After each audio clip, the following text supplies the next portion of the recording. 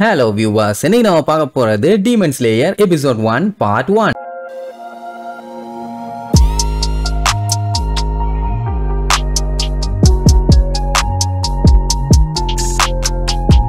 Open பண்ணா பயங்கரமா பனி பெஞ்சிட்டு இருக்குது. அதுக்கு நடுவுல டான்ஜிரோ அப்படிங்கிற நம்ம கதையோட ஹீரோ ரத்தம் வடிய வடிய அவன் தங்கச்சியை தூக்கிக்கிட்டு இன்னும் கொஞ்சம் பொறுத்துக்க, நான் உன்னை எப்படியாச்சும் காப்பாத்திடுறேன், செத்ராத நெசுக்கோ செத்ராத அப்படின்னு அவளை எப்படியாச்சும் காப்பாத்தணும்னு பையன் அழுதுகிட்டே போறான். நார்மல் ரோடுனா பரவாயில்ல ஓடிடலாம், பயங்கரமா அங்க பனி பெஞ்சு அந்த இடம் பூரா நிறைஞ்சிருக்கிறதுனால நம்ம பயலால வேகமா போக முடியல. ஆக்சுவலா என்ன பஞ்சாயத்தாச்சுன்னு அவனுக்கே தெரியல. பட் கத்திக்கிட்டே போவான், ஒனிச்சான் எப்படியாச்சும் என் தங்கச்சியை காப்பாத்துங்கன்னு. அப்படியே கட் பண்ணி பிளாஷ்பேக்கை காட்டுறாங்க. பாத்தீங்கன்னா நிலக்கரிய பூரா ஒரு கூடையில அள்ளிக்கிட்டு பக்கத்து ஊர்ல விக்கிறதுக்காண்டி கிளம்புறான். அப்பந்தான் டான்ஜிரோவோட அம்மாவை காட்டுறாங்க. என்னப்பா டான்ஜிரோ கறி அல்றன்னு சொல்லி மூஞ்சு ஃபுல்லா கறியாப்பிட்ட பாரு பான்னு சொல்லி தொடச்சு விடுவாங்க. அண்ட் இன்னொரு பஞ்சாயத்து என்னன்னா, இன்னும் கொஞ்ச நேரத்துல பனி பெய்ய ஆரம்பிச்சிடும். அப்படி மட்டும் ஆரம்பிச்சிருச்சுன்னா அதுக்கப்புறம் ரொம்ப ரொம்ப டேஞ்சர். அதனால இப்பெல்லாம் நீ விற்க போக வேண்டாம், பேசாம இருன்னு சொல்லுவாங்க. பட் அவனுக்கு அதுல விருப்பம் இல்ல. ஏன்னா இந்த டைம் நியூ இயர் செலிப்ரேஷன் நடக்கும் போது அவன் ஃபேமிலியே குறையில்லாம நல்லா சாப்பிடணும்னு ஆசைப்படுறான். அதுக்காக அவனால எவ்வளவு சார்கோலை செல் பண்ண முடியுமோ அவ்வளவு விற்க போறேன் அப்படின்ட்டு பைய விரியோட இருப்பான். அவங்க அம்மாக்கு அவ்வளவு சந்தோஷம். அந்த டைம் தான் டான்ஜிரோவோட தங்கச்சியும் தம்பியும் காட்டுறாங்க. ரெண்டு பேரும் அவனை பார்த்துட்டு, அண்ணா இன்னைக்கு டவுனுக்கு போறீங்களா, எங்களையும் கூட்டு போங்க, நாங்களும் வர்றோம் பாங்க. உடனே அவங்க அம்மா, தோட்டப்பக்கட்ட பிஞ்சரும் ரேஸ்கல்ஸ், அவனையே போக வேண்டாம்னு சொல்லிட்டு இருந்தா இதுல நீங்க வேற,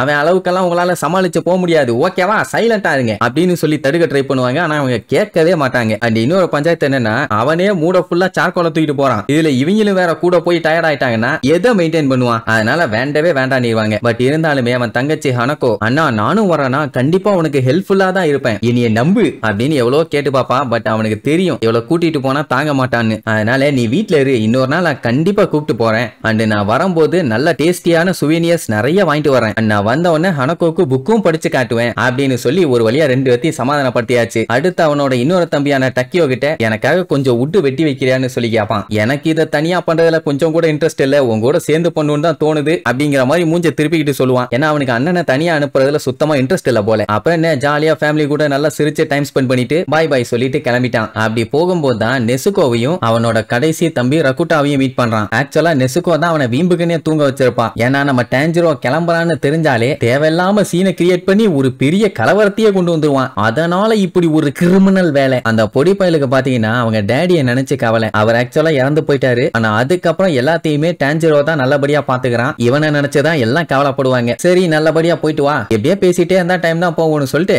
அங்க இருந்து பைய கிளம்பிட்டான். என்னதான் இவங்க வாழ்க்கை ரொம்ப கஷ்டத்திலேயே போனாலும் ரொம்பவும் சந்தோஷமான வாழ்க்கை. பட் என்னவா இருந்தாலும் லைஃபும் வெதர் மாதிரி அப்பப்ப மாறிக்கிட்டே தானே இருக்கும். ஒரே மாதிரி லைஃப் எப்பவும் போல இருக்குமா? அதுக்காக எப்பவுமே சன்னி கிளைமேட் இருக்காது, பட் ஸ்னோஃபால் எல்லாமே இருக்காது. எப்பவுமே சந்தோஷம்னு ஒண்ணு வருதுன்னா கடைசியில ரத்தமும் வருது. இப்படி யோசிச்சுக்கிட்டே பைய பொடி நிறைய ஒரு வழியா டவுனுக்கு வந்து சேர்ந்துட்டான். அங்க இருக்க யாராலையும் நம்ப முடியல இவன் இந்த சார்கோலை கொண்டு வருவான்னு. ஏன்னா வெதர் ரொம்ப மோசமா இருக்குல்ல. பரவாயில்லப்பா நீ நல்ல ஹார்ட் ஒர்க்கர்னு சொல்லி அவனை பாராட்டவும் செய்வாங்க. அதுக்கப்புறம் தான் தெரியுது அங்க இருக்க அத்தனை பேருமே இந்த சார்கோலுக்காக தான் காத்துக்கிட்டு இருக்காங்க. எல்லாருமே மாத்தி மாத்தி கேட்டுக்கிட்டு இருக்கும் போது ஒரு கடைக்காரி சின்ன பையனை போட்டு மூக்கு வாயின்னு ரத்தம் வர அளவுக்கு பொல பொல பொலன்னு பொலந்து கட்டிட்டான். என்ன மேட்டர்னு கேட்டா அவன் பிளேட்டை உடச்சிட்டானாமா. உடனே அந்த உடஞ்ச பிளேட்டை கொண்டு வந்து நம்ம டான்ஜிரோட்ட காமிச்சு, நல்ல நேரத்துல நீ வந்தப்பா, இதாப்பா அந்த பிளேட்னு சொல்லி நீட்டுவான். அவன் மோந்து பார்த்துட்டு இதுல பூனையோட ஸ்மெல் அடிக்குது நீர்வானா. அப்புறம் தான் தெரியுது அந்த பிளேட்டை உடைச்சது நிஜமாவே பூனைதான்னு. அப்புறம் ஒருத்தன் டான்ஜிரோ கிட்ட லக்கேஜ் தூக்கிட்டு போகிறதுக்கு ஹெல்ப் கேட்பான். இப்படி வில்லேஜ்ல இருக்க எல்லாத்தையுமே நம்ம பயலுக்கு நல்லா தெரியுது, இவனுக்கும் எல்லாத்தையும் நல்லா தெரியும். அப்படி எல்லா சார்கோலையும் வித்து முடிச்சுட்டு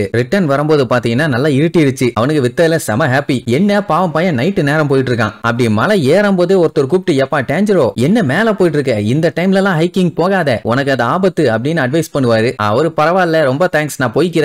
ஆனா அந்த நல்ல மனுஷன் அதெல்லாம் வேண்டாம்ப்பா, இந்த டைம்ல போனீங்கன்னா டீமன்ஸ் வரும், அப்புறம் உனக்கு தான் பிரச்சனை அப்படின்னு ஸ்ட்ரிக்டா சொன்னோடனே அவனுக்குமே என்ன சொல்றதுன்னு தெரியல. சரி ரைட்டு, எதுக்கு வேண்டாத வேலை, இவனை நம்பி ஒரு குடும்பமே இருக்குது, தேவையில்லாம இதுக்கு தேர் எழுத்து தெருவுல விடணும்னு பையன் அங்கேயே தங்க முடிவு பண்ணிட்டான். சாப்பாடுமே அவனுக்கு கொடுத்துருவாரு. ஆக்சுவலா நம்ம பையன் பாத்தீங்கன்னா டீமன்ஸ் இது வரைக்கும் பார்த்ததே இல்ல. சோ அந்த மனுஷன் கிட்ட அது எப்படி இருக்கும் என்னன்னு கேட்டா, மனுஷங்களை சாப்பிடுற டீமன்ஸ் எப்பவுமே இருட்டுக்குள்ளதான் சுத்திட்டு இருக்கும். அதனாலதான் உன்னைய நைட்டு போக வேண்டாம்னு சொன்னது. சாப்பிட்டு முடிச்சுட்டு பேசாம இங்க நல்லா தூங்கு, சூரியன் வந்தவொடனே கிளம்புன்னு சொல்லிட்டு அவனுக்கு படுக்கிறதுக்கு எல்லாம் ரெடி பண்ணி கொடுப்பாரு. படுத்துட்டு அப்பவும் சும்மா இல்ல, ஆமா இந்த டீமன்ஸ் எல்லாம் இருட்டுக்குள்ள சுத்திட்டு இருக்கும் மலையில சுத்திட்டு இருக்கும்னு சொல்றீங்களே, மலை மேல மட்டுமா இருட்டா இருக்கும், சூரியன் போனா எல்லா இடமும் இருட்டு தானே, அப்புறம் ஏன் அந்த டீமன்ஸ் எல்லாம் நம்ம வாழ்ந்துட்டு இருக்க வீட்டுக்குள்ள வரலன்னு கேட்பான். அவரு நல்லா சிகரெட்டை ஊதிக்கிட்டே ஏன் வராது, கண்டிப்பா வரும் பாரு, அப்புறம் ஏன் இன்னும் நம்மள சாப்பிட வராம விட்டு வச்சிருக்குன்னு கேட்டா, அப்படி அதுங்களை தடுக்கிறதுக்காக தான் டீமன் ஹண்டர்ஸ் இருக்காங்க, அவங்க அதை வேட்டையாடுறதுனால தான் நம்ம நிம்மதியா தூங்குறோம்னு சொல்லிட்டு லைட் ஆஃப் பண்றேன் தூங்குன்னு படுத்துருவாரு. இவ்வளவு உபசரிப்பு பண்றாரு. இவரோட பேரு சபுரு. இவருக்கு பாத்தீங்கன்னா ஃபேமிலி எல்லாம் கிடையாது, மனுஷன் தனியா தான் வாழ்ந்துகிட்டு இருக்காரு. நெக்ஸ்ட் டைம் வரும்போது கண்டிப்பா தம்பியையும் கூப்பிட்டு வரணும் அப்படிங்கிற மாதிரி கண்ணை மூடிட்டு அவன் பாட்டு யோசிச்சுட்டு இருக்கான். அவனை பொறுத்த வரைக்கும் டீமன்ஸ் எல்லாம் ஒண்ணும் கிடையாது, அதெல்லாம் சும்மா கட்டுக்கதை. பட் இவன் சின்ன வயசுல இருக்கும்போது இவனோட பாட்டியும் இதே கதையை தான் சொல்லியிருப்பாங்க. அதுதான் அவனுக்கு ஒன்னும் புரியல. இப்படியா யோசிச்சுட்டு இருந்தவன் நல்லா தூங்கிட்டான். கட் பண்ண அடுத்த நாள் சபருவும் பை பை நல்லபடியா போயிட்டு வா, இனிமேட்டு உனக்கு எந்த கவலையும் இல்லைன்னு சொல்லி அனுப்பி வச்சிட்டாரு. பயலும் அப்படியே பொடி நிறைய வீட்டு பக்கத்துல வரும்போது டேஞ்சரோக்கு பயங்கரமா ரத்தத்தோட ஸ்மெல் அடிக்குது. உடனே பையன் ஷாக் ஆகி அடிச்சு புரண்டு வீட்டுக்கு போய் பார்த்தா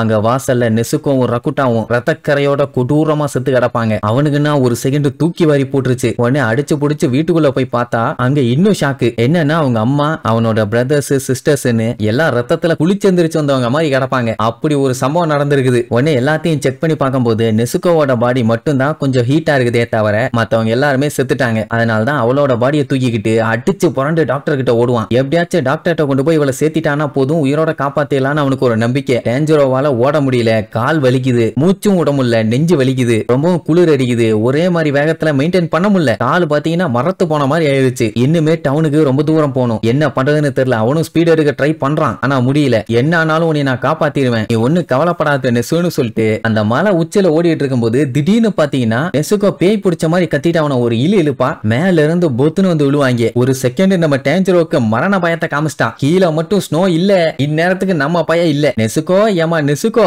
எங்கம்மா போனேன்னு சுத்தி முத்தி பார்த்தா காஞ்சூரிங் பட பேய் மாதிரி வந்து நின்னுட்டு இருக்கா. நீ வெறும் கால நடக்காத, உனக்கு ஏதாச்சும் ஆயிரும், நானே உன்னை தூக்கிட்டு போறேன்னு பக்கத்துல போனா பாஞ்சு கவ வர்றா. அதுக்கப்புறம் தான் புரியுது அந்த சபரு இத பத்தி தான் சொல்லிட்டு இருந்தாரான்னு. அதாவது இப்ப அவனோட சிஸ்டர் டீமனா மாறிட்டா. அவனால அதை நம்பவே முடியல. ஏன்னா அவ பிறந்ததுல இருந்தே ஹியூமனா தான் இருக்கா. அவளோட ஸ்மெல் இப்ப டோட்டலாவே மாறிடுச்சு. பட் இருந்தாலுமே இவ மத்தவங்களை கொண்டிருக்கிறதுக்கு வாய்ப்பே இல்ல. அது மட்டும் இல்லாம அவ படுத்திருக்கும் போது அந்த பொசிஷனை பார்த்தாலே நல்லா தெரியும் அவ ரக்குட்டாவை ப்ரொடெக்ட் பண்ண ட்ரை பண்ணியிருக்கா. அது மட்டும் இல்லாம இப்ப கவர மாதிரி அவ மத்தவங்க எல்லாத்தையும் கவி இருந்தா அவ வாயில பிளட் இருந்திருக்கணும், அதுவும் இல்ல.